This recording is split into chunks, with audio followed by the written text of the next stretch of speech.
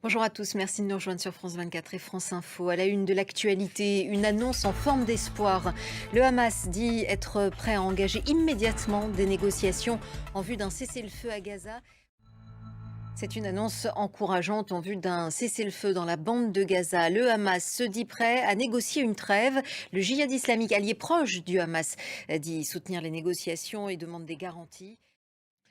En parallèle de la guerre dans la bande de Gaza, des affrontements en Cisjordanie occupée. Ils se sont intensifiés partout sur le territoire, et notamment à Sinjil, où des échauffourées ont à nouveau éclaté ce vendredi. Image commentée par Nina Masson.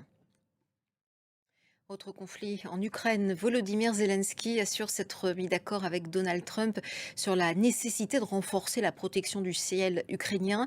Les deux présidents se sont entretenus par téléphone alors que la Russie a mené une attaque de drones record sur Kiev. Marc de Chalvron. Aux États-Unis, des orages et des pluies torrentielles ont provoqué des crues soudaines dans le sud du Texas, des crues meurtrières.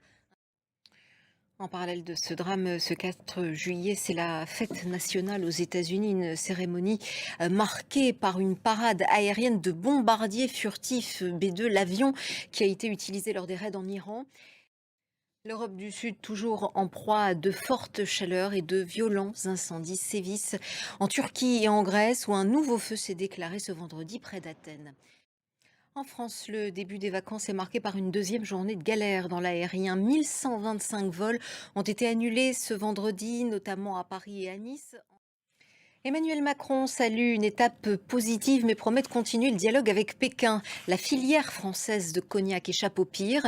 Elle ne sera pas concernée par les taxes punitives que la Chine instaure à partir de ce samedi. 34 marques sont concernées. En contrepartie, ces producteurs ont dû augmenter leur prix. Nina Masson. Merci d'avoir suivi ce journal. On se retrouve dans 15 minutes pour une nouvelle édition.